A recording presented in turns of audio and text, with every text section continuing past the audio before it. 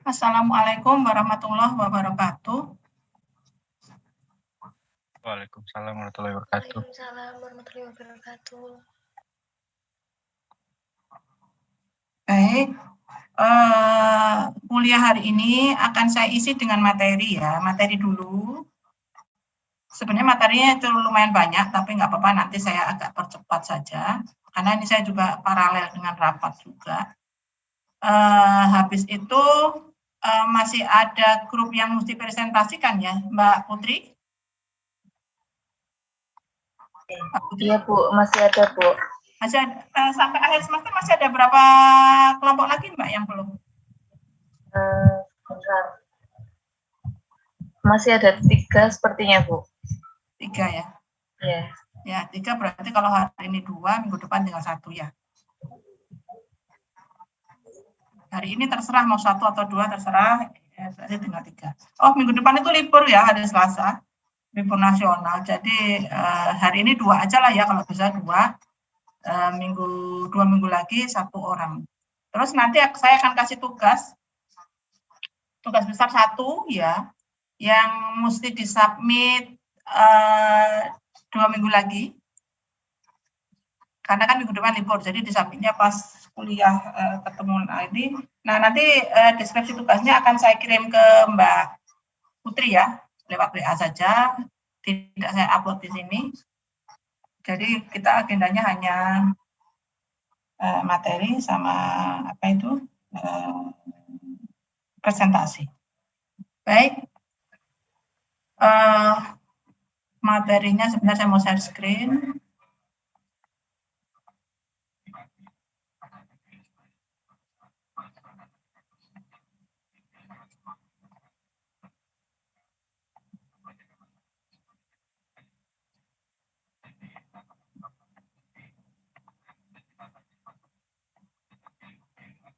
Sudah terlihat ya?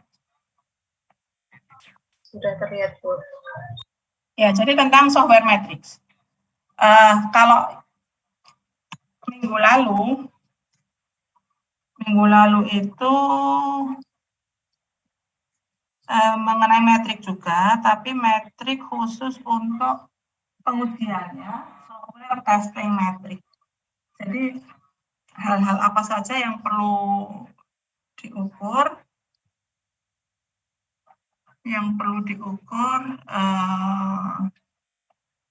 saya tidak konsentrasi sebentar. Ini gimana materinya ya? Suaranya bisa dikecilkan.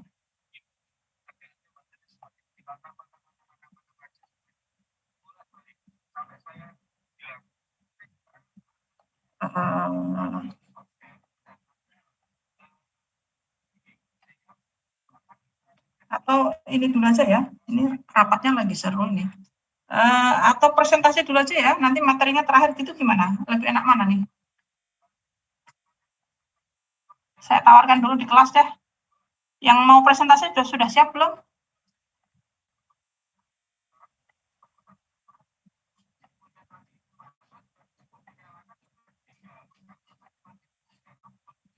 Yang mau presentasi siapa ya? Grup berapa? Kelompok 8 dulu mungkin. Kelompok 8 udah siap belum? Mbak Alifi, Sheila, sama Miranda.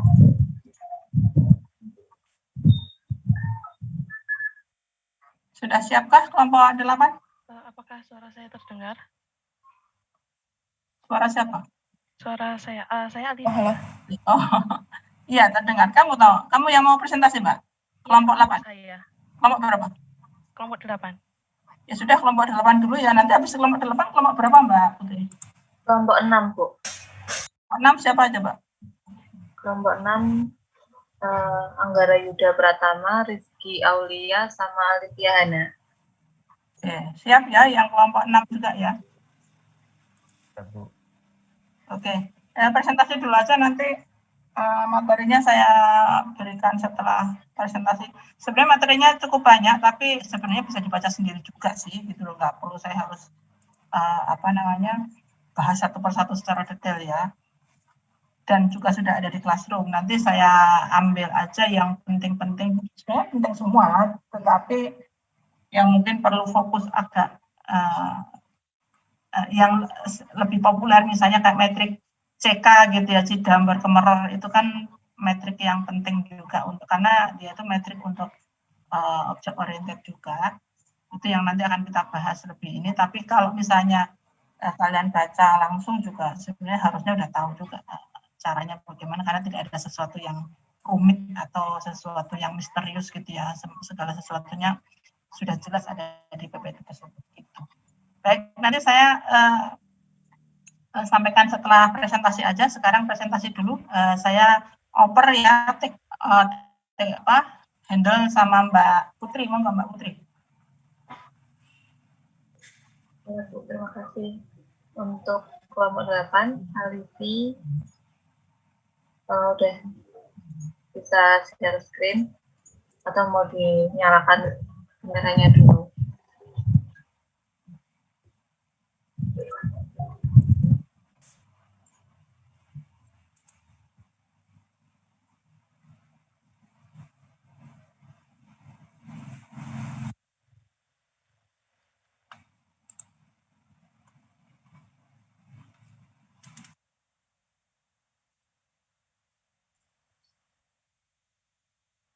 Recording in progress.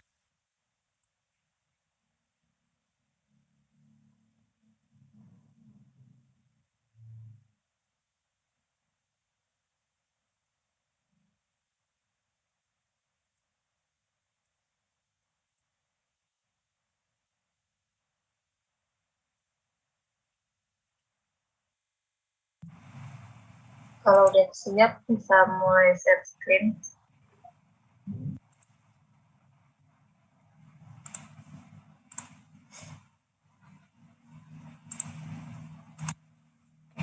Apa sudah terlihat? Ya, sudah terlihat. Selamat pagi Bu Siti dan teman-teman. Kali ini kelompok saya yang beranggotakan Alifi, Sheila, dan saya Miranda akan mempresentasikan tentang the why, how, and what of Agile Transformation. Diawali dengan pendahuluan, di mana Agile itu sendiri bisa kita gambarkan sebagai sebuah kesesuaian dalam sebuah tim dalam mengatasi suatu keadaan.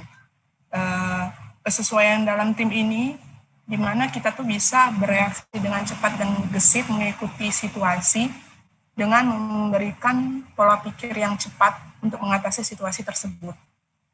Agile sendiri itu merupakan peningkatan yang berkelanjutan, jadi peningkatan yang secara bertahap, step by step, untuk memberikan hasil yang lebih baik daripada hasil sebelumnya. Agile sendiri merupakan pola pikir yang dapat diterapkan secara luas dan dapat diterapkan dalam berbagai lingkungan yang berbeda, dan juga Recording Agile stopped. sendiri itu membantu kita dalam bekerja sama dengan orang lain, di mana kan definisi awalnya itu kesesuaian sebagai sebuah tim, di mana untuk mencapai tujuan yang dapat disesuaikan kapan saja. Tim itu sendiri diibaratkan sebagai pekerja intelektual, di mana kerjasama antara orang-orang di suatu pekerjaan dengan hasil yang seringkali tidak stabil, tidak pasti, dan terdiri dari informasi, data, dan sejenisnya. Bekerja dalam wujud Agile sendiri itu pekerjaan yang bersifat non-fisik, yang bisa digambarkan seperti mengirim pesan, dokumen, dan file ke belahan dunia lain dalam bentuk digital dan Recording in dalam progress. hitungan detik. Cara kerja Agile sendiri tidak cocok diterapkan dalam hierarki organisasi karena akselerasi dalam membuat keputusan opsional yang cepat itu kadang tidak bisa diterapkan di dalam hierarki organisasi. Keputusan dalam pilihan operasional juga dibuat di tingkat operasional, biasanya di dalam tim yang diizinkan untuk mengatur diri mereka sendiri. Agile sendiri merupakan respons terhadap dunia yang berubah dengan cepat dan kompleks, bisa diibaratkan dengan dunia digital, bergumul dengan dinamisme dunia luar, dan mampu melihat banyak keuntungan dalam menjadikan metode kerjanya lebih gesit. Perbedaan sikap dalam bekerja secara Agile sendiri itu, kita melakukannya itu dengan cara yang berbeda-beda dari satu organisasi ke organisasi lainnya, Semuanya itu tergantung pada situasi, customer, dan juga lingkungan pekerjaan. Kesamaannya sendiri itu masing-masing tim dalam suatu organisasi itu berjuang untuk hasil yang lebih cepat dan lebih banyak fleksibilitas. Ketidakjelasan mengenai apa yang dapat dicapai dan kapan karena banyak yang berubah sehingga tidak dapat membuat kesepakatan jauh sebelumnya. Jadi inti dari Agile sendiri itu merupakan rencana yang terperinci yang diperlukan agar berhasil dalam situasi yang kompleks. Pentingnya mengambil langkah pertama karena di langkah pertama itu akan ditemukan langkah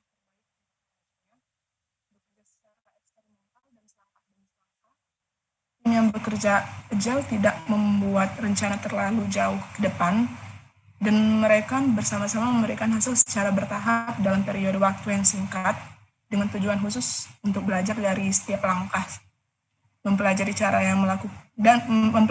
melakukan berbagai hal dengan baik, mempelajari apa yang benar-benar dibutuhkan pelanggan, dan menemukan bersama di mana letak value tertinggi bagi pelanggan.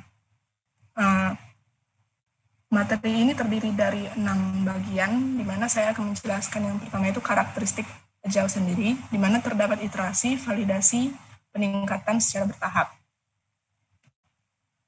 Jadi, bekerja secara Agile itu sendiri dapat didefinisikan dengan bekerja seperti layaknya lumba-lumba.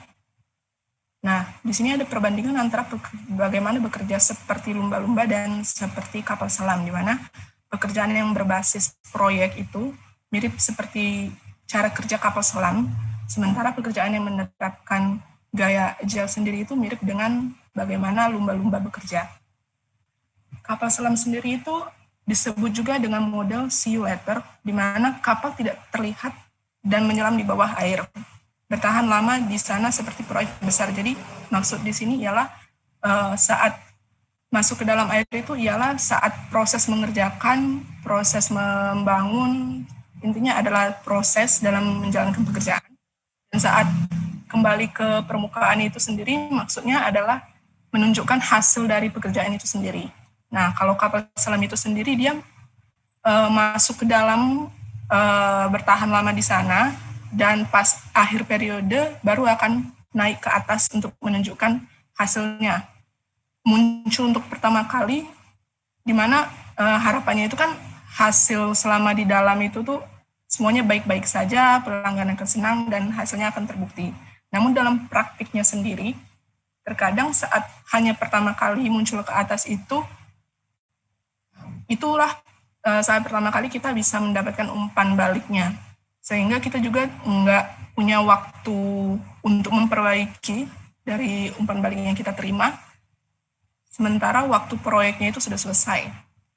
Kalau cara bekerja dengan lumba-lumba itu diibaratkan siusun, jadi lumba-lumbanya itu menyelam ke bawah air, melakukan pekerjaan, menjalankan proses, dan langsung segera naik ke atas. Kalau lumba-lumba itu kan kayak cemplung ke dalam air, bisa naik ke atas lagi, turun lagi, naik lagi, seperti itu. Jadi secara bertahap, bekerja secara dalam periode waktu yang singkat, habis itu menunjukkan hasil pertama, kemudian dapat feedback, turun lagi ke bawah, mengerjakan lagi, menjalankan proses lagi, naik ke atas lagi, menunjukkan hasilnya, dapat feedback lagi secara terus-menerus,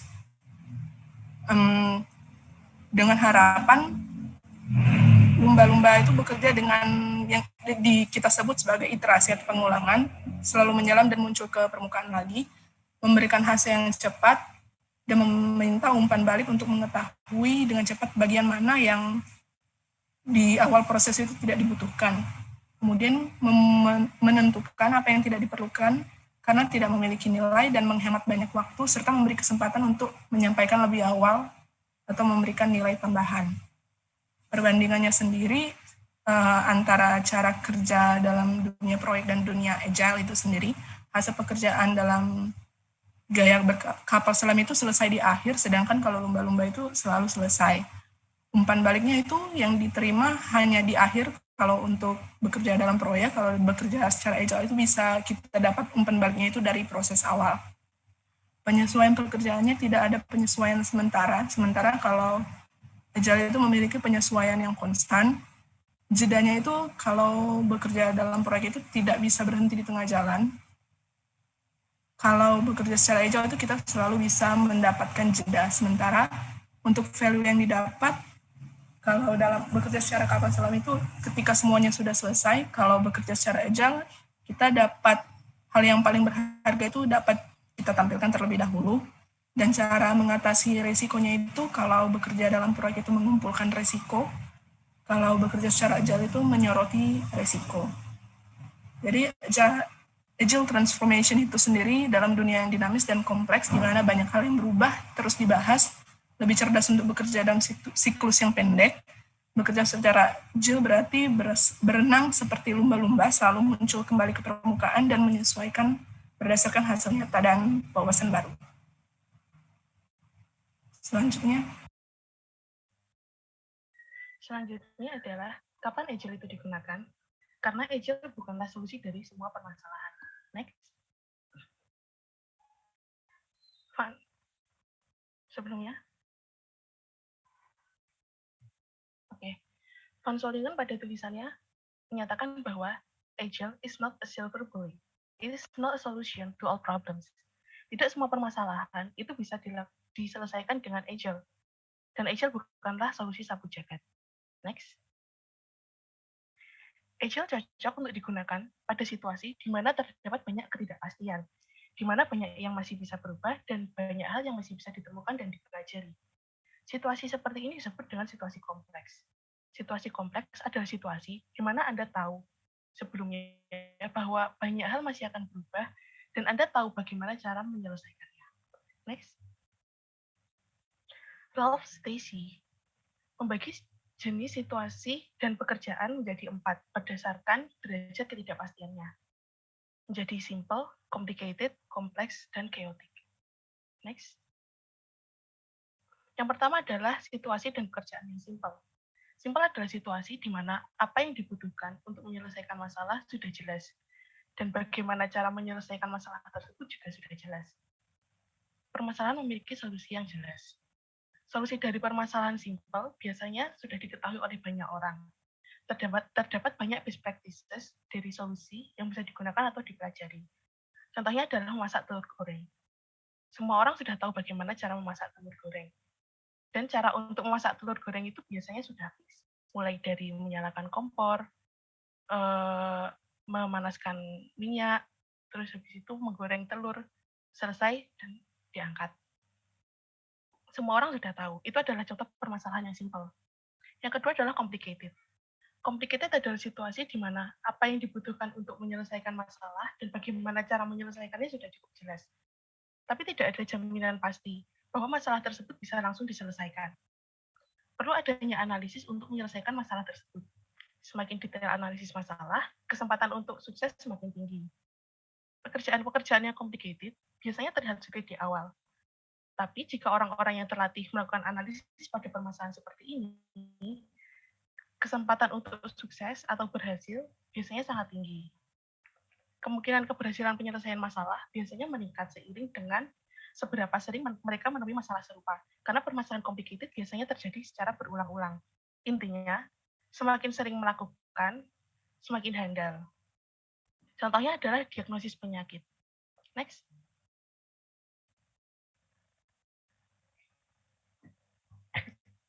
Yang ketiga adalah kompleks. Karakteristik dari situasi kompleks adalah hasil dari penyelesaian biasanya berbeda dari apa yang diharapkan.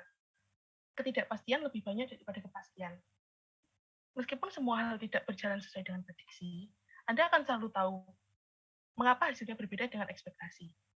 Pada situasi seperti ini, hal yang terbaik adalah menemukan dalam langkah-langkah kecil apa yang sebenarnya dibutuhkan dan bagaimana cara mencapainya.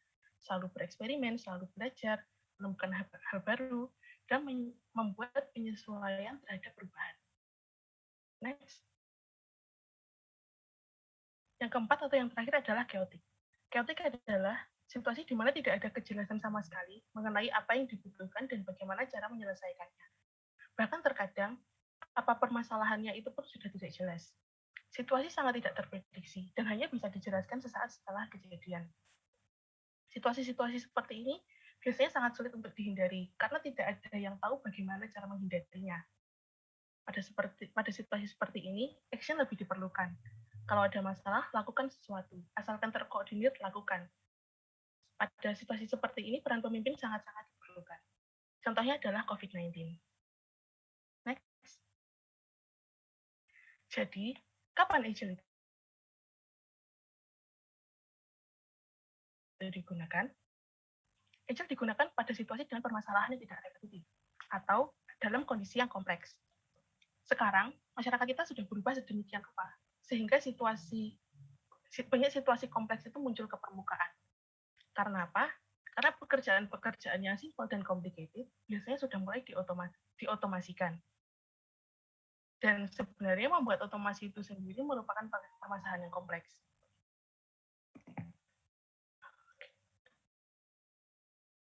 Oh, oke, sebentar.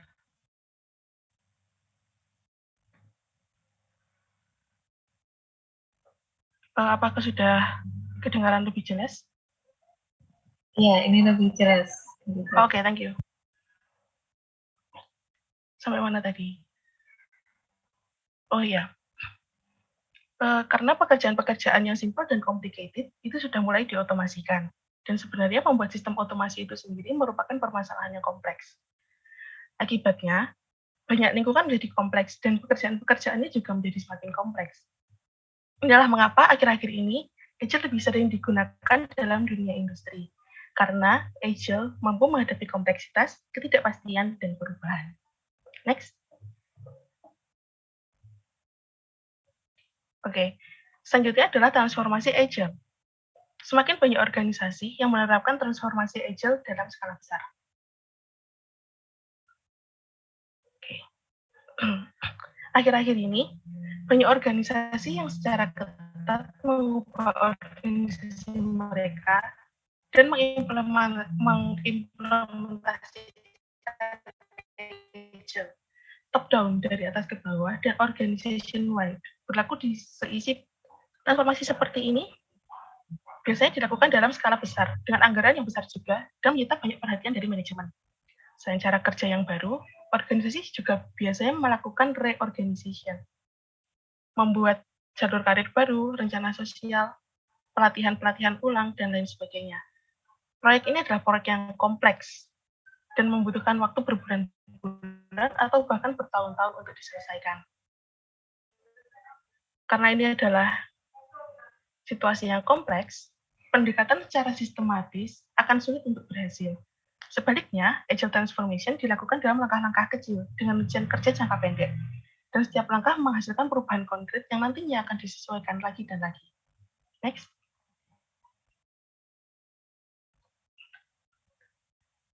Perubahan ini membutuhkan banyak pengetahuan dan pengalaman dari pemimpin organisasi sebagai penggerak transformasi.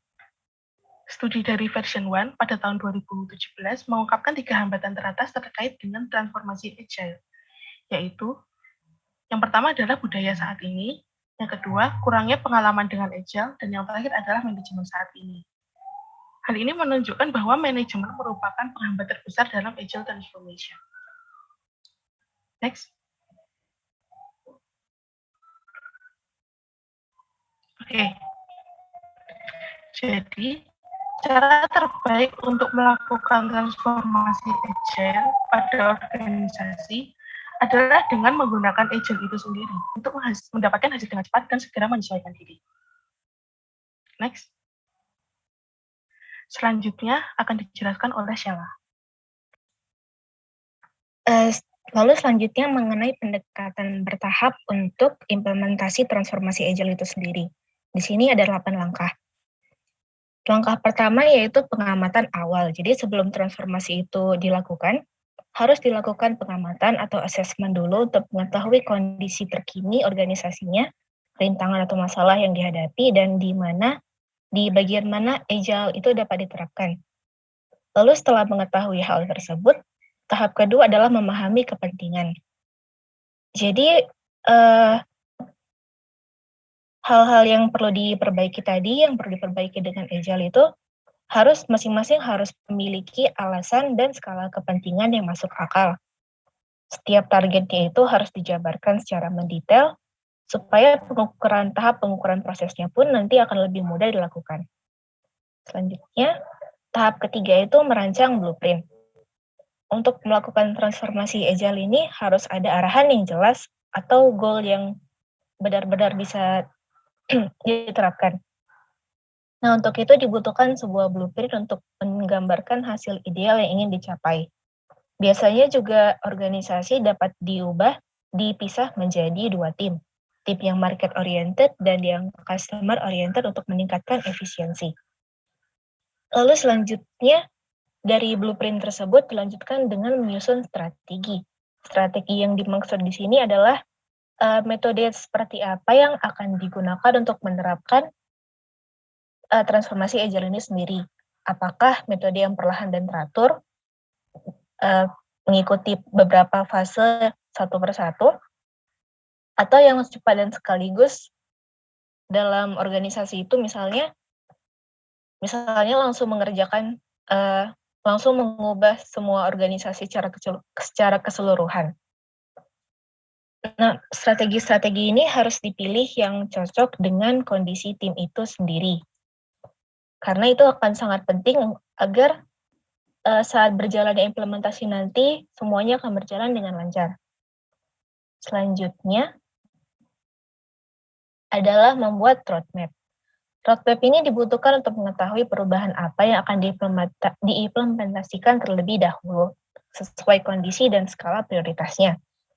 Jadi untuk target-target tadi itu harus disusun mengikuti, dijabarkan dalam skala waktu, misalnya per minggu, bulan, tahun, dan sebagainya. Di roadmap ini akan dijabarkan misalnya target minggu ini adalah mencapai progres sekian, seperti itu. Dan selanjutnya, tahap ke-6 adalah implementasi roadmap, di mana roadmap ini harus dijadikan acuan sesuai dengan target-target yang sudah dijabarkan tadi. Nah, dalam implementasinya sendiri, masa 1 minggu per sprint itu terbukti sangat efektif. Karena dalam waktu singkat 1 minggu ini, pekerjaan yang harus dikerjakan itu dapat dipecah-pecah menjadi bagian kecil, sehingga lebih terarah dan result-oriented. Selanjutnya, langkah ke-7 adalah meninjau progres roadmap tadi. Selama roadmap itu dikerjakan, itu progresnya harus diamati secara langsung dan secara berkala. Apa saja yang sudah dikerjakan, goal-goal apa saja yang sudah tercapai, dan apakah organisasi itu masih dapat mengikuti target yang sudah dibuat di roadmap.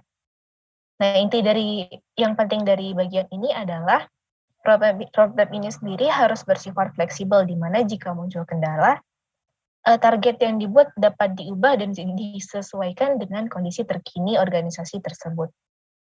Dan yang terakhir adalah mengintegrasikan perubahan itu sendiri.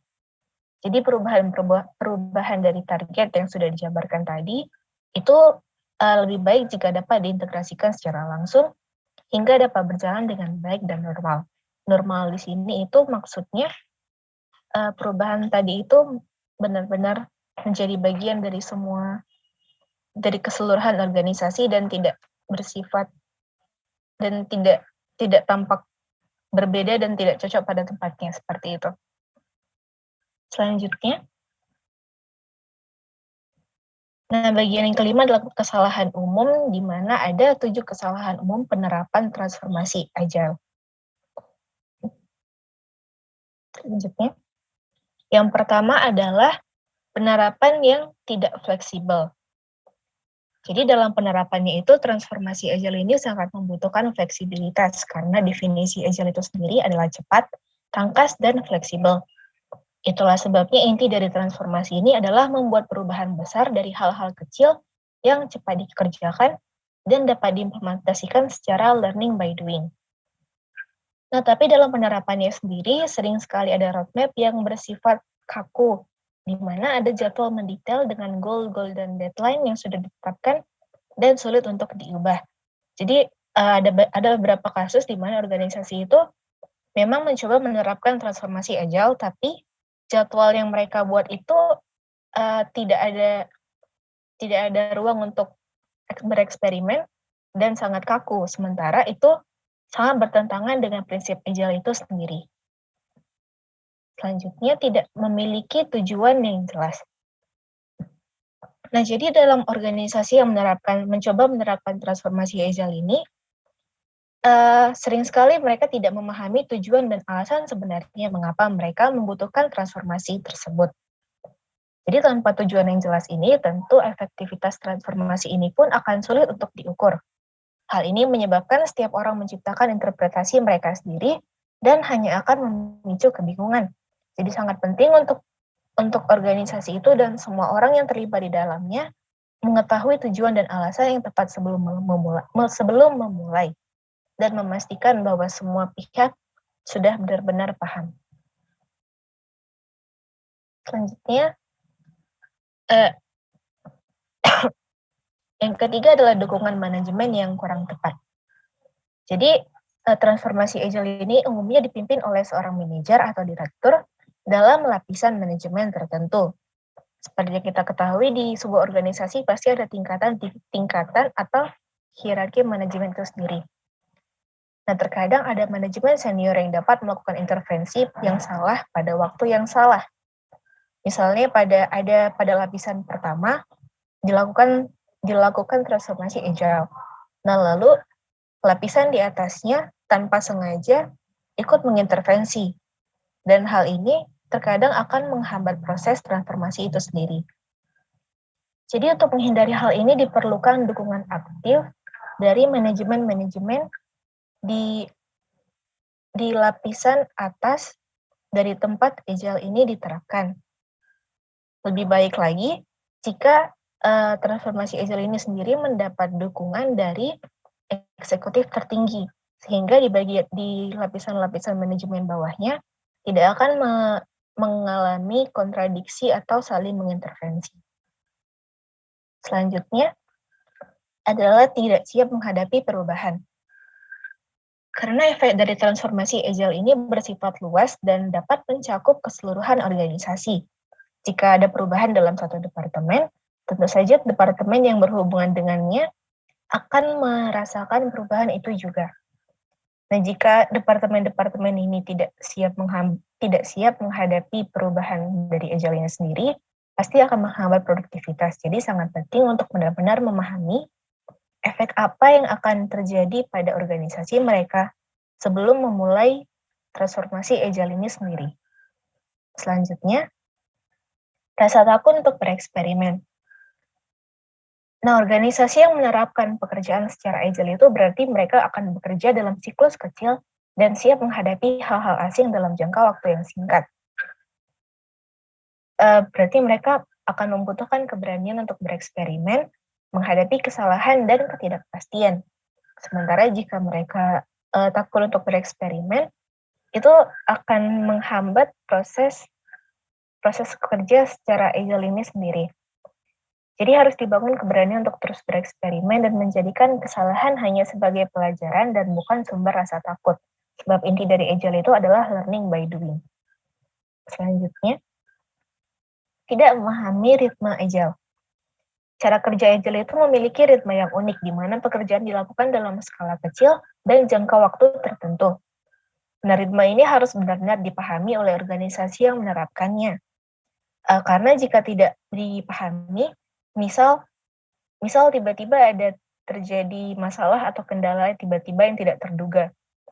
Kalau mereka tidak memahami ritme ini, maka akan kewalahan untuk mengatasinya, dan misalnya mereka akan sulit memasukkan di mana solusi ini, di mana dan kapan solusi ini dapat diterapkan. Jadi mereka harus memahami ritme ini terlebih dahulu, agar jika ada masalah yang datang, masalah itu dapat langsung diselesaikan dalam ritme yang sudah dibangun.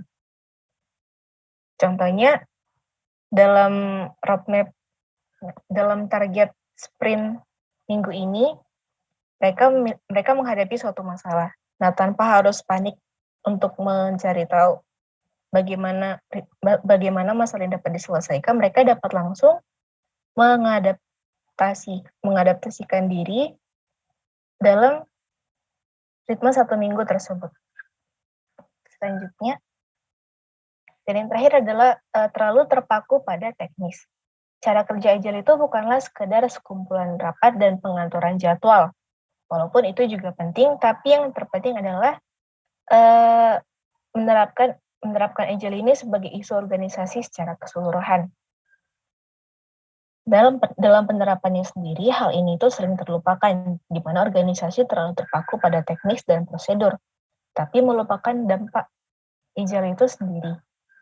Padahal transformasi Agile ini memerlukan perubahan kebiasaan dan cara berpikir secara menyeluruh, bukan hanya menyesuaikan diri dengan sprint, jadwal sprint dan roadmap dan blueprint lain-lainnya, tapi mereka benar-benar harus membiasakan diri untuk menjadikan Agile ini sebagai dasar segala pekerjaan.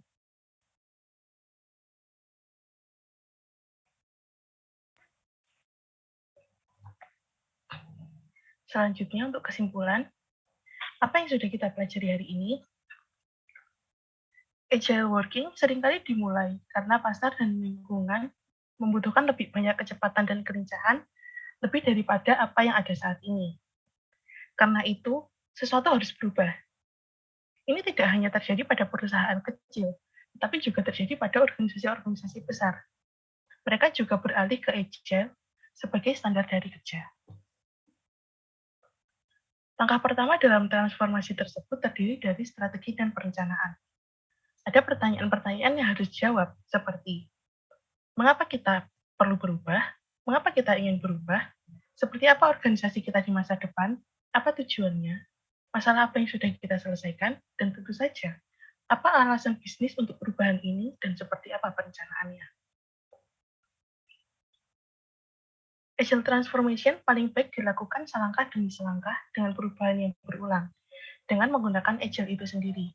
Karena seperti yang sudah kita highlight beberapa kali, inti dari Agile adalah learning by doing. Sekian presentasi dari kami, terima kasih. Dan apakah ada pertanyaan?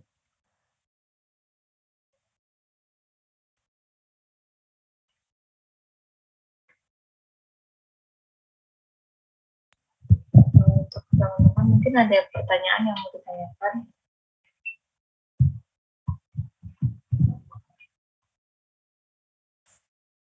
Kalau tidak ada mungkin bisa diakhiri oleh kelompok 8.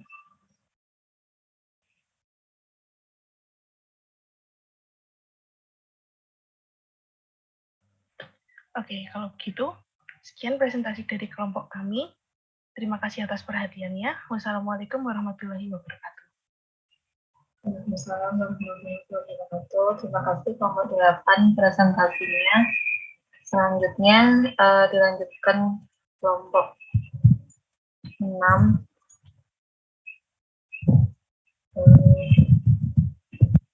Anggara Yuda, Rifki Aulia, dan Afiana.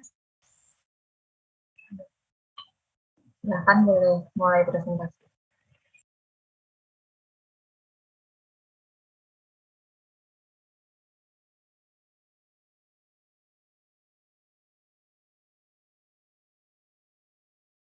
Ya Mbak, izin share screen ya Mbak. Ya, silakan.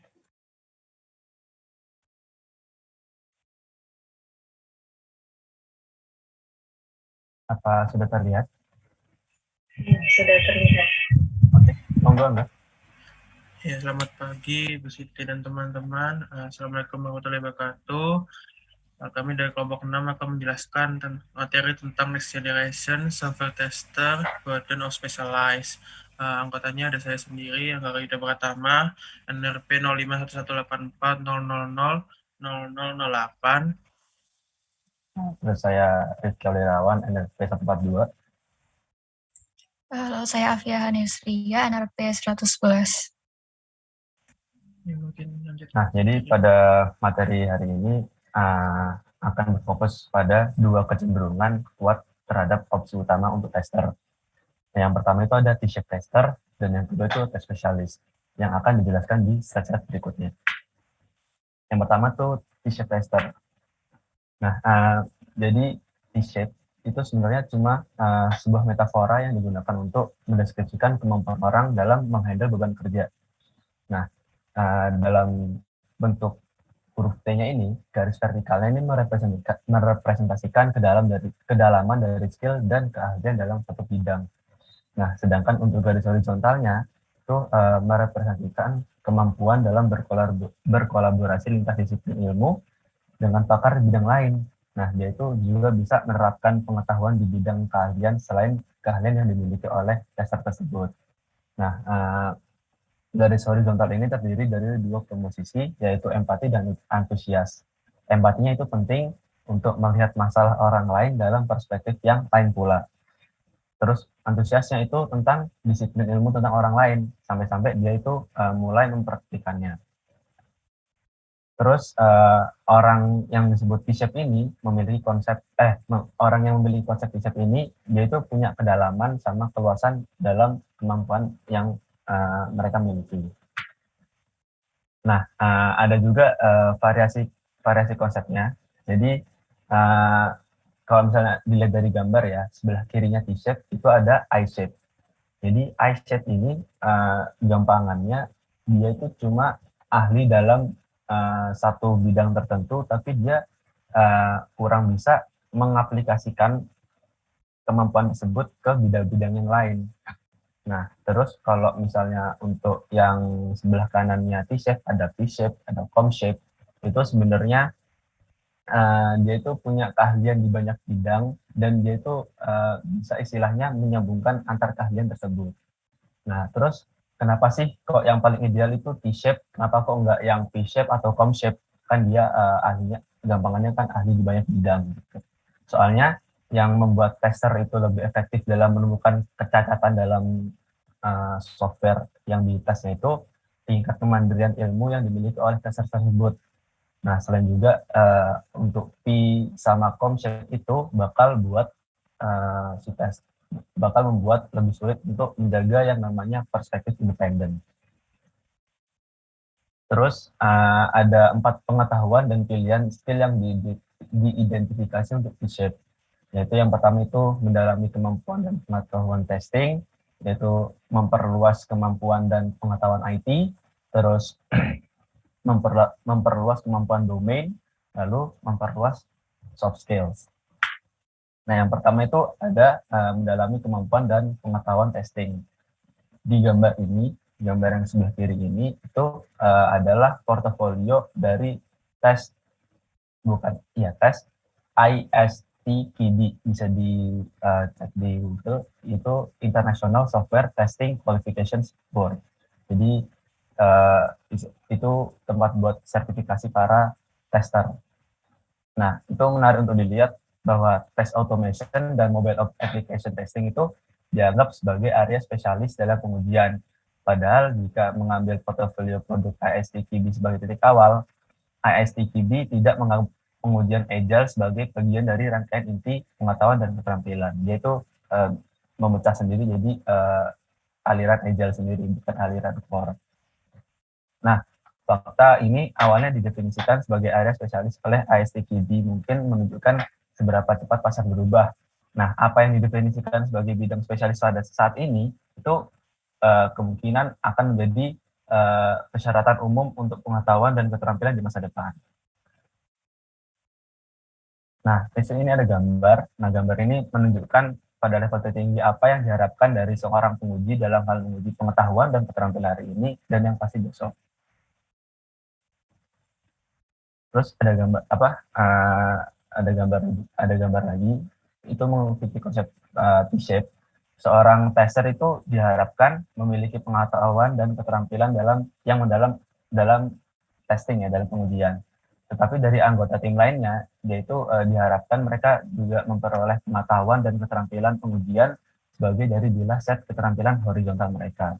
Seperti dilihat di gambar, di digital analis ini juga memiliki kemampuan testing, sama developer juga memiliki kemampuan testing.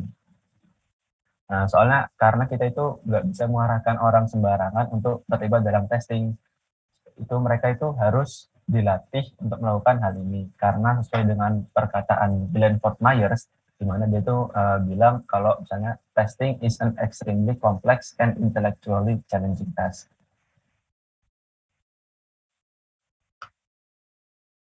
Ya, untuk selanjutnya ada memperluas pengetahuan dan keterampilan IT. seringkali kita bekerja dalam tim yang lintas fungsi yang erat berkaitan dengan pengembang ataupun analisis bisnis. Nah, itu dengan hal itu setidaknya seorang penguji itu perlu menghargai dan memahami apa yang dilakukan anggota tim lain dan juga mendukung mereka dalam tugas mereka.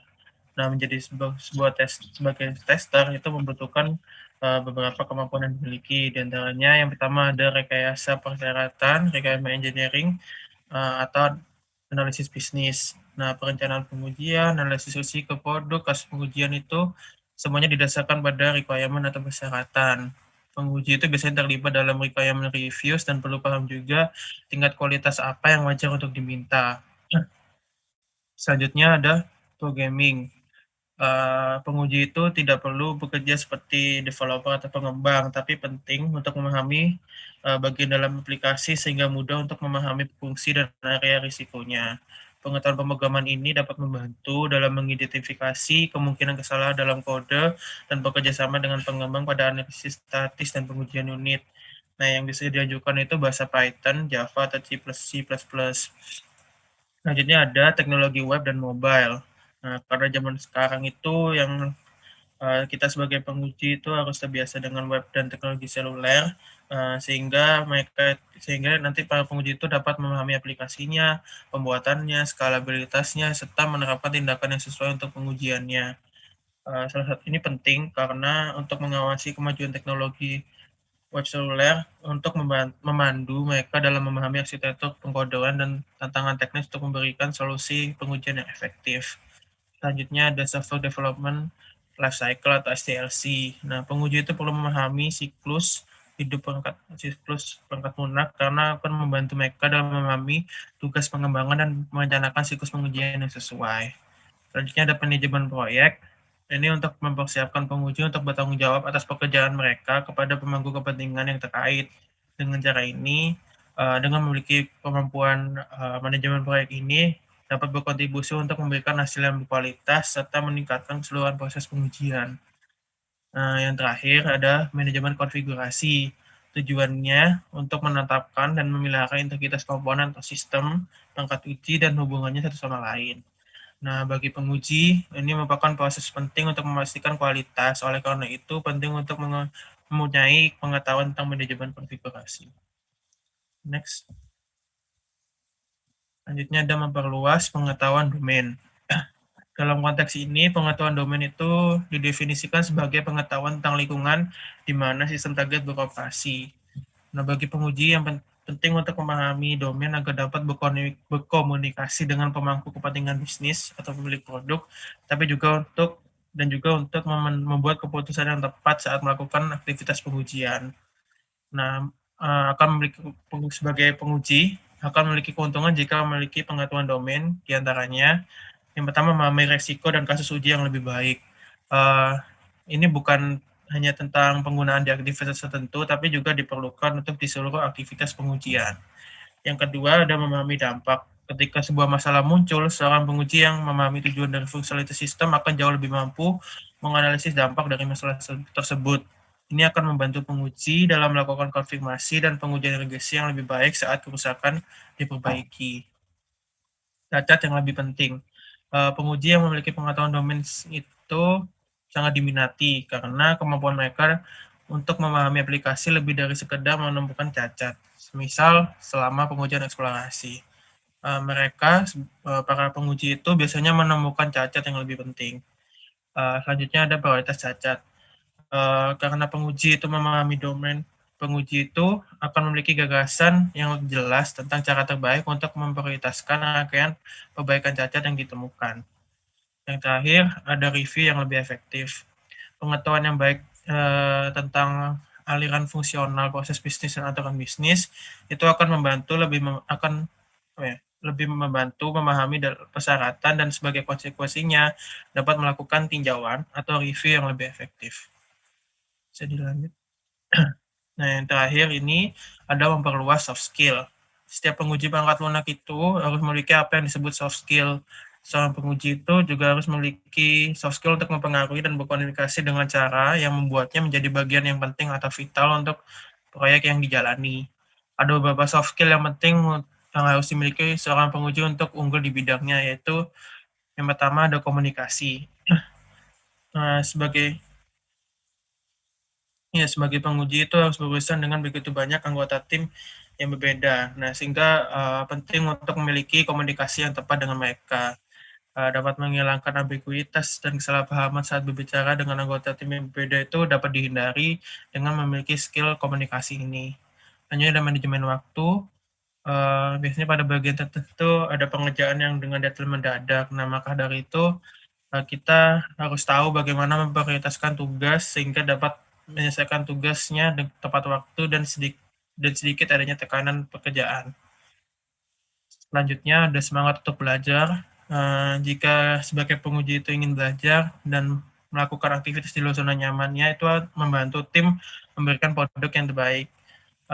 Penting bagi penguji perangkat lunak itu untuk mengetahui alat dan teknologi yang terbaru. Saat mempunyai pengetahuan tentang alat dan teknologi terbaru, Anda akan membuat keputusan yang lebih baik. Selanjutnya ada team player. Nah, karena kita bekerja di tim, tentu kita sebagai penguji membutuhkan upaya dari kerjasama tim untuk mencapai sesuatu. Ya, jangan egois gitu dan sebagai penguji. Selanjutnya ada analitis dan berorientasi detail. Salah satu keterampilan atau soft skill yang dapat membantu menemukan lebih banyak kekurangan yang penting-penting. Ketika sebagai penguji memahami dan menganalisis persyaratan atau requirement, tidak hanya celah dalam persyaratan yang ditemukan diperbaiki, tapi sebagai penguji juga dapat mengetahui seluruh fungsi, aliran, dan hasil yang diharapkan dari produk tertentu. Selanjutnya ada berpikir kritis. Berpikir kritis itu jenis pemikiran yang secara khusus mencari masalah dan kesalahan. Ini kemampuan untuk menalar dan menganalisis sesuatu dengan secara cermat untuk menentukan validitas atau akurasinya. Nah, sebagai penguji kita harus selalu mempertanyakan ide dan asumsi daripada menerimanya begitu saja. Dan yang terakhir ada berbagi pengetahuan atau knowledge sharing. Seorang penguji itu harus memiliki sikap membantu dan melatih anggota tim lainnya dengan membagi pengetahuannya. Hal ini nggak hanya akan menghindari kesenjangan dan kebingungan. Hal ini memungkinkan mereka untuk membantu dan melakukan pengujian yang baik bagi diri mereka sendiri. Kita dilanjut. Oke, selanjutnya adalah tentang tes spesialis. Next. Nah, jadi pengertian dari tes spesialis itu adalah penguji atau tester yang mendalami satu bidang pengujian dan memiliki sedikit keterampilan dan keahlian dalam bidang pengujian lainnya. Next.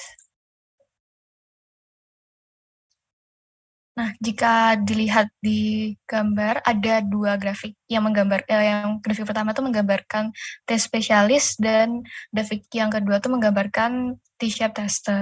Nah, jika melihat perbandingan dari kedua grafik itu kan dapat dilihat kalau tes spesialis dia tuh memiliki pengetahuan mendalam lebih dari T-shape tester dalam satu bidang.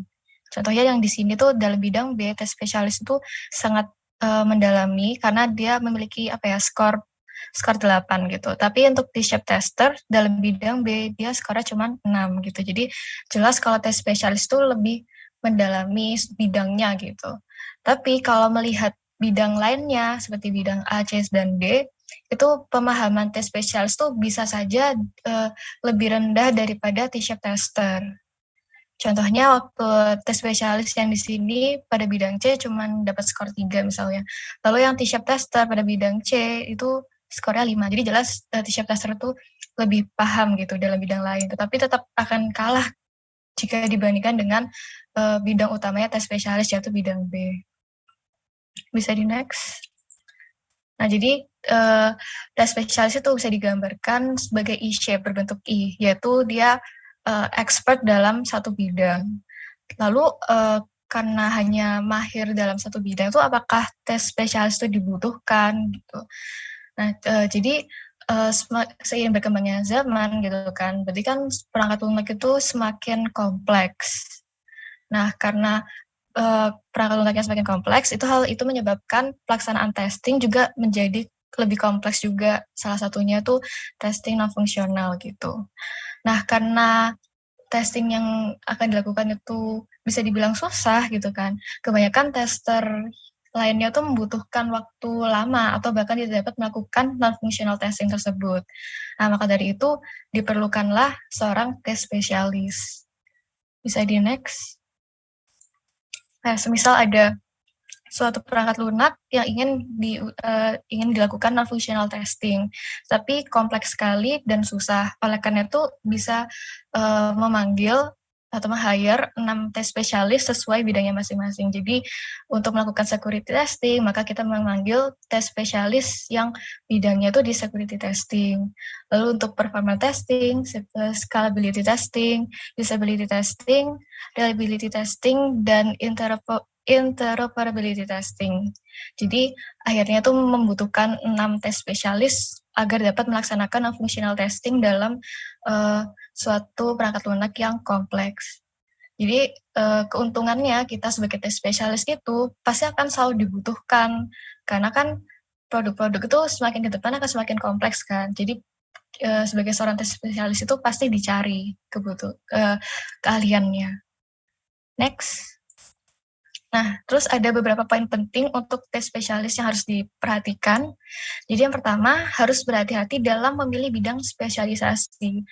Karena kita tuh harus cerdas dan cermat dalam mengamati pasar agar dapat menentukan bidang spesialisasi yang tepat dibutuhkan dan pastinya menguntungkan. Nah, yang kedua, yaitu teruslah mempelajari hal-hal baru walaupun berbeda bidang dengan spesialisasi yang dimiliki. Jadi jangan sampai kita tuh terlena karena sudah merasa kita menguasai satu bidang, lalu kita nggak pernah mengembangkan atau update ilmu baru. Karena kan seperti yang kita tahu, seiring berjalannya waktu, ilmu pengetahuan dan teknologi itu akan selalu berkembang. Bisa saja nanti akan ditemukan metode-metode testing baru, tapi karena kita tuh udah sombong gitu ya, kayak aku udah bisa bidang ini gitu, aku nggak perlu bidang yang lain. Nah, akhirnya tuh mungkin lama-lama bidang spesialisasi kita tuh udah menjadi bukan hal yang spesial lagi gitu, sudah menjadi suatu hal standar yang tester-tester lainnya tuh bisa melakukan gitu.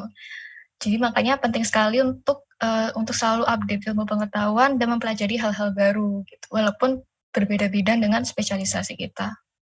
Next. Nah, jadi kesimpulan dari bab ini, jadi pengujian perangkat lunak atau surveillance testing itu akan tetap menjadi bagian penting dari pengembangan perangkat lunak. Oleh sebab itu, jika ingin menjadi tester, ada 2 jalan yang dapat ditempuh. Yang pertama yaitu memperluas pengetahuan dan keterampilan untuk menjadi T-shaped tester. Dan yang kedua adalah memperdalam pengetahuan dan keterampilan untuk menjadi tes spesialis. Apapun jalan yang nanti dipilih, itu kita tetap harus mempertimbangkan hal-hal berikut. Yang pertama adalah passion dan keahlian diri. Karena manusia itu cenderung lebih tertarik atau lebih giat, lebih semangat gitu ya, mempelajari hal-hal yang disukai gitu, atau jago dalam bidang A, maka aku sangat semangat gitu untuk mendalami bidang A. Terus yang kedua adalah tren dalam dunia IT. Dan yang terakhir adalah kebutuhan dalam lingkungan pekerjaan. Terima kasih. Baik. Terima kasih. Masih ada? Sudah, Bu. Sudah. Ya. Terima kasih Mbak Putri ya yang sudah menghandle jalannya presentasi dari 2 kelompok. Sekarang saya akan lanjutkan dengan materi. Saya share screen sebentar.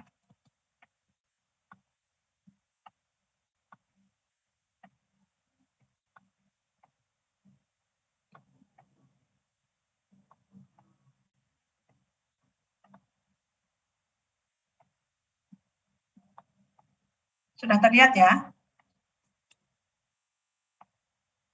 Sudah, Bu. Baik, jadi software metrik. Minggu lalu yang kita sampaikan, 2 minggu lalu ya, 2 minggu lalu yang saya sampaikan adalah sebelum UTS itu adalah matriks khusus untuk pengujian. Nah, sekarang kita akan melihat matriks secara umum yang biasanya sering digunakan untuk mengukur karakteristik sebuah program. Jadi saya bilang program karena umumnya yang ukur adalah dari sisi source code-nya, ya kan. Sedangkan untuk matriks kualitas secara keseluruhan itu nanti akan kita bahas di pertemuan berikutnya. Karena yang namanya kualitas perangkat lunak itu bukan hanya dilihat dari kualitas source code-nya saja, ya kan, tapi dari berbagai macam aspek yang lain. Nah, yang akan kita bahas di sini itu mostly itu yang berkaitan dengan struktur programnya, ya. Meskipun ada juga sedikit yang di luar itu. Baik. Jadi ini adalah definisi dari measure dan metric. Measure itu adalah indikasi kuantitatif ya dari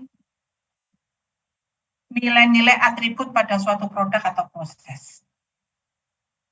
Quantitative indication of extent, amount, dimensions, capacity, or size of some attribute of a product or process. Sedangkan metrik itu adalah alat ukurnya, ya kan? Quantitative measure of degree to which a system, component, or process possesses a given attribute. Jadi sering digabung istilahnya, tapi juga kalau di dalam software engineering antara measure dan metrik itu dipisahkan ya. Tapi sebenarnya agak-agak ngeblend juga sih antara measure dan metrik. Ya, ini contohnya adalah kalau measure itu number of errors gitu saja, tapi kalau metrik number of errors found per person hours expended. Nah, mengapa ada beda seperti itu? Karena kalau measure itu sekedar mengukur saja gitu ya, sekedar mengukur ini program ada berapa error gitu ya, terus program itu ada berapa error. Nah, kalau metrik itu nantinya akan dipakai sebagai standar, ya kan? Dari sekian banyak program ini mana yang errornya paling padat gitu. Nah, berarti kan harus ada apa namanya aspek rasionalisasinya agar semua nilai itu semua nilai yang muncul dari pengukuran itu setara gitu kan. Karena kalau hanya measure saja, katakanlah program A number of error-nya 10, program B number of error-nya 100. Apakah yang 100 ini lebih jelek daripada 10? Belum tentu. Karena ternyata program A yang error-nya hanya 10 ini sedikit gitu, dia line of code-nya hanya mungkin cuma 100, sedangkan yang tadi error-nya 100, line of code-nya bisa jadi adalah 10.000 atau 100.000, kan berbeda ya. Nah, kalau metrik itu harus dilakukan semacam rasionalisasi sehingga yang muncul itu bukan nilai hasil pengukurannya saja, tapi harus ada aspek yang merasionalisasikan. Sehingga kalau di sini number of error found per person hours expended misalnya. Jadi baik itu program gede atau program kecil nanti bisa disetarakan nilainya ya. Bahwa kalau misalnya hasilnya 2 gitu, itu maupun program kecil maupun program besar akan bisa diambil kesimpulannya seperti apa ya. Kurang lebih begitu. Mengapa harus diukur? Determine the quality of the current product, predict qualities of a product, improve quality, ya. Terus motivation to estimate the cost and schedule of future project, ya kan? Mengestimasi biaya untuk project berikutnya yang sejenis. Mengevaluasi dampak dari produktivitas, dari new tools dan seterusnya ya. Forecast future staffing dan seterusnya. Ini example metrik yang cukup populer, yaitu defect rates dan error rates. Biasanya dia dihitung secara individual atau per modul atau selama development, tergantung satuan yang ingin kita dapat. Ya. Error should be categorized by origin, types, and cost. Secara umum, klasifikasi metrik itu ada 3, yaitu metrik untuk mengukur produk, metrik untuk mengukur proses, dan metrik untuk mengukur resource. Ya. Kalau metrik yang digunakan untuk mengukur produk, ya berarti seperti tadi, jumlah error, kemudian jumlah line of code, dan sebagainya. Kalau proses berkaitan dengan aktivitasnya. Kita lihat nanti contohnya seperti apa. Kalau resource ya berarti jumlah pemakaian resource ketika sebuah program itu atau sistem itu di-develop. Product versus process metric. Process metric, inside of process paradigm, software engineering task for product or milestone lead to long-term process improvement. Kalau product metric itu benar-benar mengukur produknya, assesses the state of the project, track potential, uncover problem areas, adjust workflow, dan evaluate team ability. Pengukurannya sendiri ada dua macam, secara langsung atau direct dan indirect. Direct measure juga sering atau pengukuran langsung itu dilakukan biasanya untuk atribut-atribut internal, yaitu cost, biaya, ya, effort, line of code, kecepatan, memori, gitu ya. Kalau indirect measure itu eksternal atribut, yaitu misalnya yang berkaitan dengan kinerja, gitu ya, functionality, quality, complexity, efficiency, dan seterusnya. Nah, ini untuk produk. Produk itu salah satu yang paling sering kita kenali adalah size oriented matrix atau dikenal dengan LOC, KLOC, SLOC, gitu ya. Sehingga untuk matriks yang size oriented product seperti ini biasanya mengukurnya itu misalnya error per clock, defect per clock, ya. Error sama defect seperti sudah kita jelaskan sebelumnya, bahwa kalau error itu biasanya ditemukan atau istilahnya itu diinjeksi pada saat sebelum rilis, ya. Kalau defect itu setelah rilis. Kemudian biaya per LOC, documentation pages per LOC, dan seterusnya.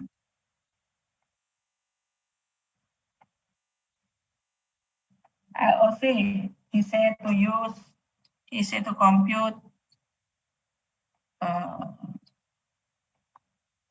language programmer dependent.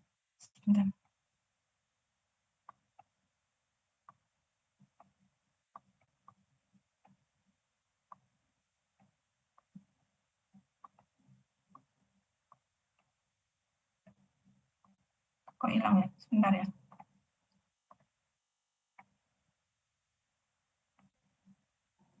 Sebentar.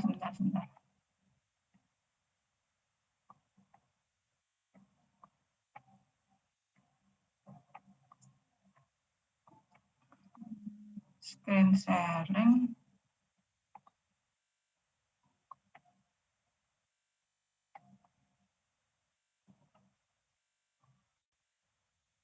Baik, saya lanjutkan. Kemudian untuk produk metrik berikutnya yang cukup populer itu adalah kompleksitas. Metrik kompleksitas. Ini kemarin sudah kita pelajari kalau nggak salah ya sedikit. Jadi ada yang dari MICAP, ya, kemudian dari Halstead, kemudian juga dari satu lagi itu McFlure. Kita lihat kalau misalnya ini dari Halstead metric, ini diusulkannya sudah cukup lama dan sampai sekarang juga masih dipakai, ya. Jadi, dan ini program Halstead ini sangat language dependent, ya, sangat bergantung pada bahasa pemrograman yang digunakan. Di sini ada yang namanya program length, kemudian program vocabulary, ini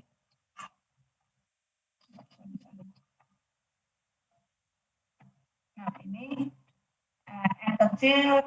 N kecil 1, N kecil 2 itu adalah number of distinct operators. Kemudian yang N2 adalah number of distinct operand, N besar 1, N besar 2 itu masing-masing adalah total number of operators dan total number of operands.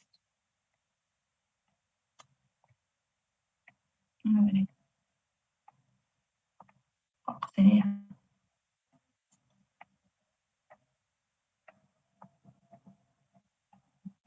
Ini contohnya ya. Program kecil ini bisa diketahui nilainya, sehingga program length itu rumusnya begini, program vocabulary adalah rumusnya begini, dan estimated length atau panjang yang bisa diperkirakan adalah rumusnya begini. Ya.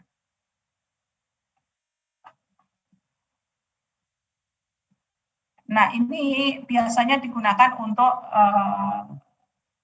pemrograman yang banyak menggunakan operasi-operasi matematika, ya, penghitungan rumus-rumus dan sebagainya. Kemudian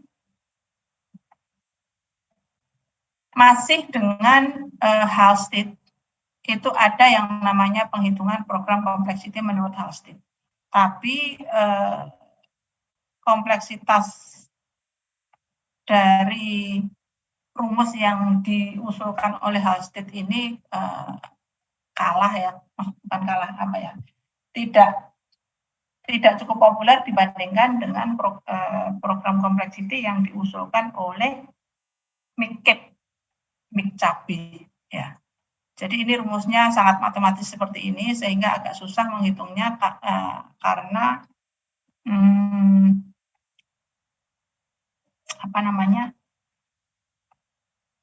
program yang ditulis atau berisi penghitungan matematika yang cukup kompleks itu agak jarang ya, agak jarang ditemukan. Karena apalagi setelah banyak muncul tools yang sudah membungkus programming itu menjadi tools yang lebih mudah digunakan seperti MATLAB dan sebagainya ya. Itu sehingga untuk kompleksitas dari Halstead ini sudah jarang dipakai. Nah, kalau McCabe itu yang sampai saat ini masih digunakan karena dia bukan berdasarkan jumlah dari operator dan operan ya, karena kalau operator dan operan kan belum tentu dalam sebuah program itu ada gitu penghitungan seperti itu. Kalau McCabe itu menghitungnya adalah dengan control flow yang direpresentasikan dengan graf berarah ya, directed graph. Kalau nggak salah sudah saya jelaskan sih, saya lupa. Mungkin di EPL kali ya, di EPL kayaknya. Jadi bentuknya graf seperti ini.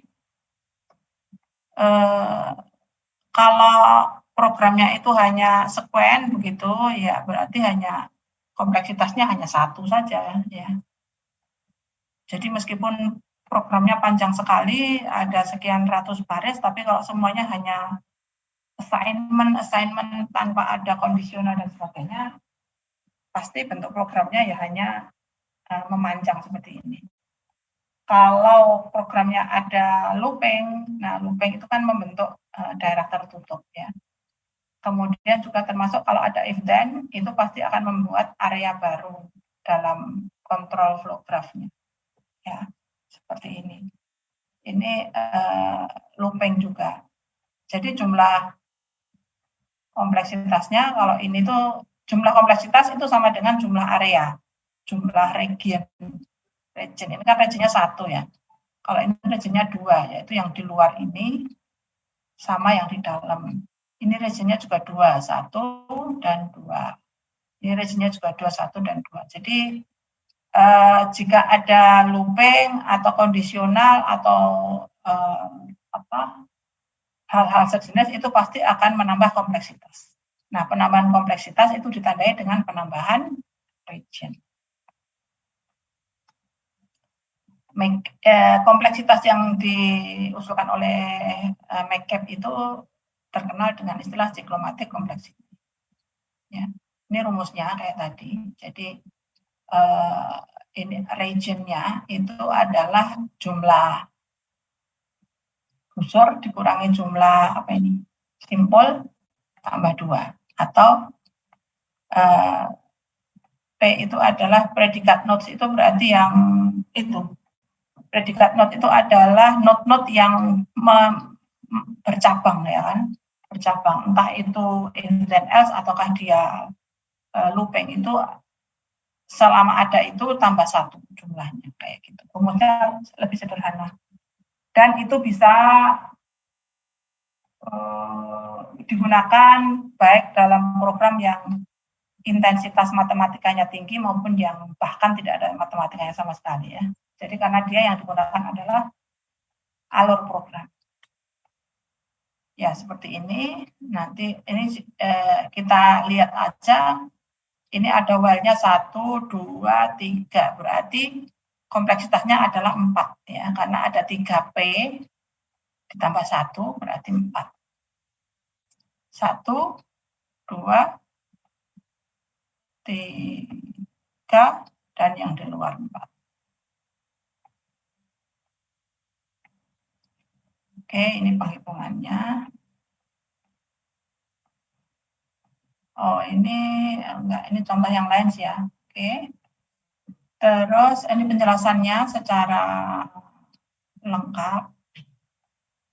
Nah, kemudian juga dari Halstead tadi dengan rumus N besar per N kecil ditambah N besar per N kecil tadi, selain yang itu kurang populer karena sangat bergantung pada jumlah operan dan operator yang ada dalam sebuah program. Kemudian yang lebih terkenal itu adalah McCabe. Ada juga complexity yang diusulkan oleh McClure. McClure itu rumusnya adalah C per V. C itu adalah number of comparison in a module. V itu adalah number of control variable reference in the module. Decisional complexity. Similar to McCabe, but with regard to control variables. Sama mengukurnya seperti McCabe, tetapi McClure ini waktu mengusulkan dulu itu berangkat dari program yang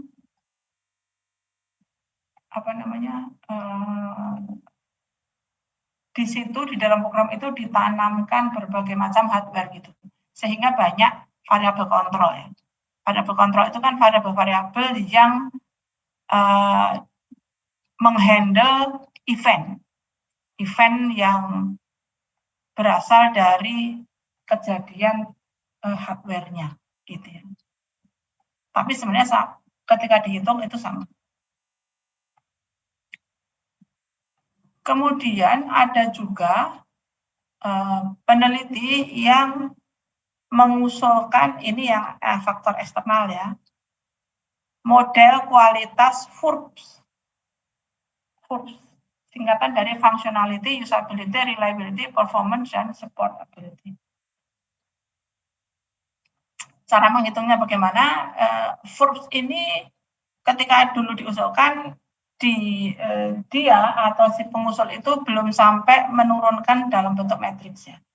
Jadi hanya mengusulkan aspek-aspek kualitas apa saja sih yang seharusnya perlu diukur dalam sebuah sistem.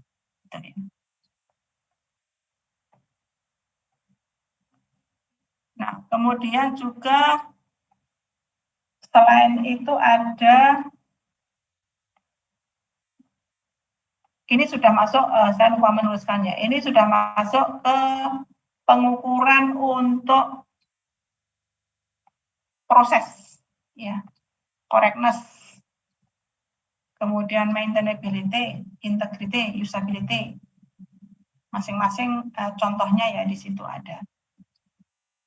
Jadi misalnya ada defect per clock atau defect failures per hours, mean time to change, cost to correct, dan seterusnya. Yang saya tuliskan di sini itu adalah versi umumnya, ya kan? Nah, nantinya semua pendekatan ini dari berbagai macam pengusul ini pada akhirnya dirumuskan oleh organisasi standar, ya, International Standard Organization (ISO), sehingga menjadi berbagai macam nomor seri pengukuran kualitas perangkat lunak dari berbagai macam aspek. Ya. Pengusul yang lainnya itu adalah MICOL yang cukup lama juga ini, maksudnya merupakan orang-orang di awal dulu yang mengusulkan standar kualitas. Terkenal dengan MICOL's Triangle of Quality. Jadi kalau MICOL ini menyatakan bahwa perangkat lunak itu mestinya diukur dari 3 sudut pandang, gitu ya. Yaitu diukur dari ketika produk itu direvisi atau dibuat, ya. Kemudian diukur juga ketika produk itu ditransisi. Ditransisi itu artinya dari mulai diperbaiki sampai diinstal di tempat yang baru. Nah, transisi dari perbaikan ke tempat yang baru itu namanya transisi. Dan juga produk itu harusnya diukur berdasarkan ketika dia dioperasikan. Masing-masing MICOL ini menuliskan pada saat produk itu direvisi harus dilihat maintainability-nya, flexibility-nya, dan testability-nya. Apakah produk itu gampang di-maintain, fleksibel mengikuti environment yang baru, ataukah mudah untuk dites. Kemudian pada saat produk itu ditransisikan dari ketika dia direvisi ke tempat deployment-nya, apakah dia cukup portable, apakah dia cukup reusable, dan apakah dia cukup interoperable, gitu ya. Termasuk juga harus bisa diukur pada saat produk itu sedang beroperasi, yaitu correctness-nya bagaimana, usability-nya bagaimana, reliability-nya, integrity-nya, dan efisiensinya. Gitu. Ini MICOL's quality factors were proposed in the early 70 DA as valid today. Nah, ya ini salah satu yang sampai saat ini masih valid, dan hampir semua yang diusulkan oleh MICOL di sini pada tahun 70-an itu sampai saat ini masih digunakan di ISO 25023 tahun 2016 ya, 2016 atau 2017, berarti sudah puluhan tahun kemudian ya distandarkan, dan itu munculnya di tahun 70, dan bahkan saya juga masih batita gitu ya. Kalau kalian masih jauh belum lahir, orang tua kalian mungkin belum lahir. Itu sampai sekarang masih digunakan. Itulah yang namanya kalau dalam Islam amal jariyah gitu. Jadi sebuah invention, penemuan yang dipakai berpuluh-puluh tahun kemudian dan masih berguna. Jadi ini adalah model kualitas MICOL yang tadi ya. Dia berdasarkan produk ya. Model kualitas berdasarkan produk, yaitu dilihat dari sisi ketika dia dioperasikan, ketika direvisi, dan ketika dia ditransisi, sehingga menjadi sebuah metrik yang bisa diukur. Kemudian high level design metric. Nah, kalau yang tadi itu berarti hal-hal yang diukur ketika program itu sudah jadi ya, dan baik itu dia mengukur dari executable-nya maupun yang melihat dari source code-nya.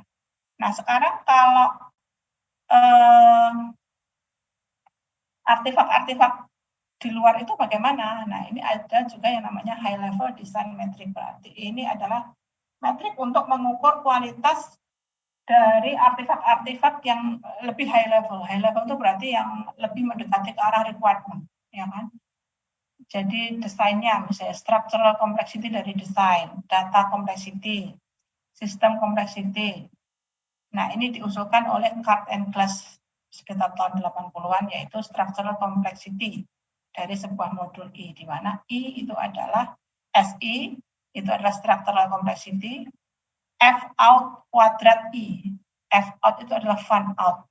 Fan out adalah number of modules immediately subordinate, directly invoked by another module. Ya, rumusnya adalah SI fan out kuadrat I. Nah, ini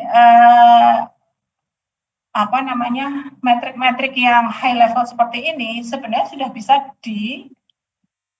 diukur sebelum program itu di coding, ya kan, karena yang diukur adalah desainnya. Data complexity juga ada DI, yaitu di mana DI sama dengan VI dibagi fan out I ditambah I besar.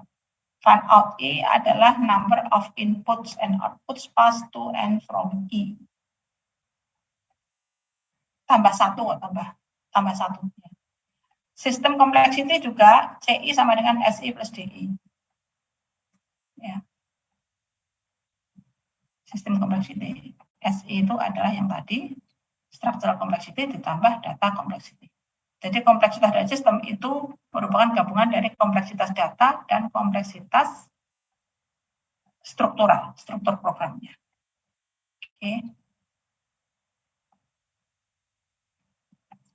Untuk sistem complexity matrix itu ada juga yang menggunakan LOC sebagai basisnya.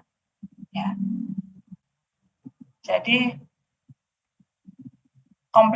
sistem complexity dihitung sebagai length dari I dikalikan fan in dan ditambah fan out kuadrat. Fan in itu adalah jumlah dari modul yang menginvoke sebuah modul lain. Kalau fan out adalah jumlah modul yang diinvokasi oleh sebuah modul lainnya. Berikutnya yang grafis yang tadi ya, yang Minkit atau Mikflur tadi itu menggunakan graph based. Nah, sekarang coupling. Coupling itu kan berarti menghitung seberapa kebergantungan sebuah modul atau sebuah metode terhadap metode lain, ya kan? Rumusnya adalah, ini definisinya, nah ini metrik for coupling itu adalah MC sama dengan K per M, di mana masing-masing definisinya ada di sini.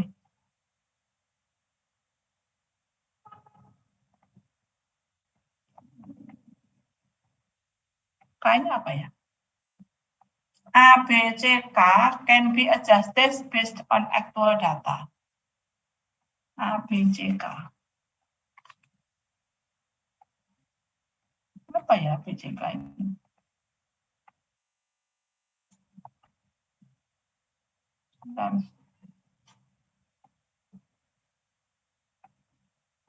M sama dengan DI, ACI, DI input data parameter, input control, output data. Jadi kalau ada yang kontrol-kontrol itu berarti variabel yang menghandle event. Kalau misalnya apa namanya programnya tidak berkaitan erat dengan event pada hardware, ya itu dianggap tidak ada, ya tinggal DI ditambah D0, DO, DI dan DO.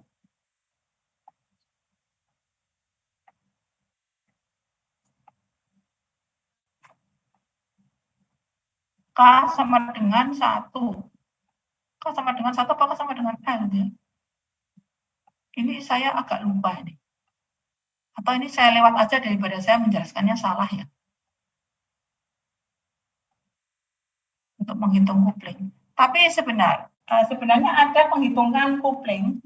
Nanti saya buka dulu ya. Ini kan penghitungan coupling dari pengusul McClure tadi kalau nggak salah. Tapi untuk penghitungan coupling yang berdasarkan ISO itu sudah lebih enak menghitungnya. ISO yang dikeluarkan tahun 2016 kemarin itu sudah ada cara menghitung coupling. Jadi tidak menggunakan variabel yang kecil-kecil seperti ini, tapi sudah dibuat rumus yang lebih enak kita aplikasikan ketika kita menghitung coupling dalam sebuah program. Nanti kita buka yang itu saja ya. Karena ini sepertinya sudah tidak terlalu dipakai ini. Meskipun rumus awalnya dulu seperti ini, tapi pada akhirnya oleh ISO itu rumusnya sudah dibuat sedemikian rupa sehingga mudah digunakan atau mudah diterapkan ketika orang menghitung coupling. Nanti akan saya perlihatkan sedikit. Dan seperti tadi saya jelaskan 2 minggu lagi itu saya akan menjelaskan khusus mengenai metrik yang saat ini digunakan, yaitu yang berbasiskan ISO 25023 serinya. Ya. Karena di situ juga sudah ada cara menghitung kohesi, coupling, complexity, dan seterusnya ya, yang dimana sebenarnya di dalam ISO itu rumus-rumus yang digunakan itu juga berdasarkan usulan-usulan dari peneliti sebelumnya. Namun disesuaikan dengan kondisi saat ini, di mana saat dulu kalau pengusul-pengusul itu kan rata-rata mereka mengusulkan rumus-rumus tersebut dalam konteks programnya itu waktu itu kan belum object oriented ya. Sementara saat ini program itu hampir selalu menggunakan object oriented paradigmanya. Nah, oleh karena itu ISO itu sudah mengakomodasi hal itu ya. Sehingga defaultnya kalau di ISO itu justru programnya itu yang berorientasi objek gitu. Meskipun itu juga bisa diterapkan untuk program yang tidak berorientasi objek, program yang struktural biasa. Tuh. Kemudian sebentar saya lewat-lewat saja yang penting lagi ya. Nah ini matriks untuk objek oriented yang sekarang juga sudah diterapkan di ISO. Di ISO. Ya. Jadi pertama kali yang mengusulkan itu adalah si Damber-Kemmerer. Itu tahun 94 waktu itu. Nah, rumus-rumus atau metrik-metrik yang diusulkan oleh CK ini sampai sekarang masih digunakan ya. Masih juga diadopsi oleh ISO ya. CK metrik. Kita bahas sekilas aja. Yaitu yang pertama adalah WMC. Weighted Method per Class. Rumusnya adalah sigma I 1 sampai N CI. CI adalah apa? Complexity of each method. Ya. Jadi setiap metode itu dihitung kompleksitasnya, kemudian dijumlah. Weighted Method per Class. Kemudian DIT, Depth of Inheritance Tree. Maximum length from a node to the root dalam diagram kelas ya. Depth of inheritance tree. NOC, number of children. Oke, jelas ya. Coupling between classes. Nah, ini yang diadopsi oleh ISO ya. Karena dalam object oriented itu coupling itu bukan antar metode, tapi antar kelas. Sehingga rumusnya menjadi CBO, coupling between ya kelas, atau kalau sudah running, kalau sudah diinstansiasi berarti kan coupling between object ya. Di situ nanti ada fan out juga yang dihitung. Kemudian rumusnya adalah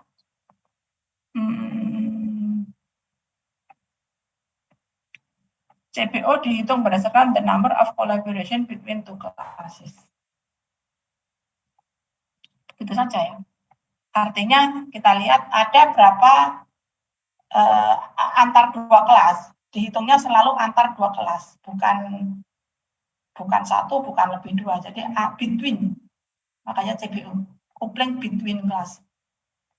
Ada dua kelas itu kita lihat dia punya asosiasi berapa banyak di situ. Artinya mereka saling meminjam atau memanggil metode itu ada berapa, kalau tidak ya berarti nol. Semakin banyak panggil memanggil metode berarti couplingnya semakin tinggi. RFC, response for a class adalah number of method that could be called in response to a message to a class. Jumlah metode yang mungkin akan dipanggil dalam respon sebuah message ke kelas.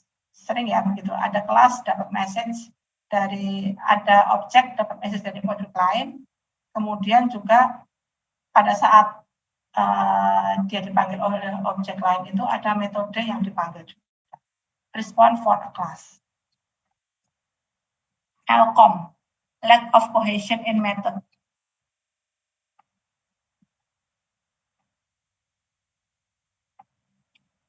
Sebenarnya ini ada kaitannya dengan coupling tadi, ya, berbanding terbalik.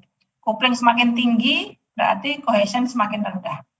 Coupling semakin rendah maka cohesion semakin tinggi. Jadi hanya dilihat dari sudut pandang yang berbeda. Nah, LCOM ini ada berbagai macam. LCOM 1, LCOM 2 sampai LCOM 3 kalau nggak salah. LCOM 4, LCOM 5 malah. Ini ada rumusnya sendiri di sini, ya.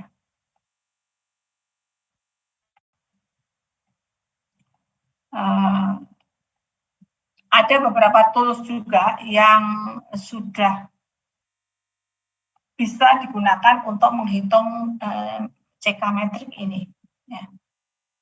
Jadi kalian perlu tahu saja kira-kira kalau misalnya tools itu kita gunakan untuk mengukur berbagai macam CK metrik itu asal usulnya dari mana, ini kalian yang perlu tahu karena rumus-rumusnya seperti ini. Ya. Tapi hampir tidak pernah dilakukan pengukuran itu secara manual karena ya zaman kayak gini kan tools itu sudah banyak, tinggal pakai tools. Tapi kalian harus tahu asal-muasal angka yang dihasilkan oleh tool itu dari mana. Ya. Terus ada CS, class size, kemudian NOO, number of operation overridden, jumlah operasi yang di-override, kemudian number of operation added, NOA, dan MEF, method inheritance factor. Penjelasannya sudah ada di situ. Kemudian coupling factor. Sebenarnya ini rumus lebih jauh dari coupling yang tadi. Penjelasannya semacam dirasionalisasi ya, sehingga nanti hasilnya dari coupling factor itu antara 0 dan 1. Sebab tadi ini berkaitan dengan measure dan metrik yang tadi. Kalau kita hanya menghitung coupling saja, angka yang muncul dari coupling itu belum bisa kita ambil kesimpulan ya kan, karena coupling kan bisa ketemunya kalau dijumlahkan semua gitu ya 10, 15 gitu. Di program yang lain ketemunya mungkin sampai 50, tapi ini yang di sini 15, yang di situ 50 itu lebih bagus yang mana belum bisa, makanya harus dibikin faktorisasi. Sehingga nanti angkanya itu 0 sampai 1, di mana 1 itu sangat tinggi, 0 itu bagus gitu ya, coupling factor. Juga termasuk polymorphism factor, ini dibikin faktorisasi agar nilainya itu 0 sampai 1, jumlah polymorphism ya. Kemudian oke, itu yang sampai di situ tadi adalah yang CK matrix. Nah, sisanya ini adalah metrik-metrik yang untuk bukan object oriented ya. yang dimana sekarang sudah agak jarang karena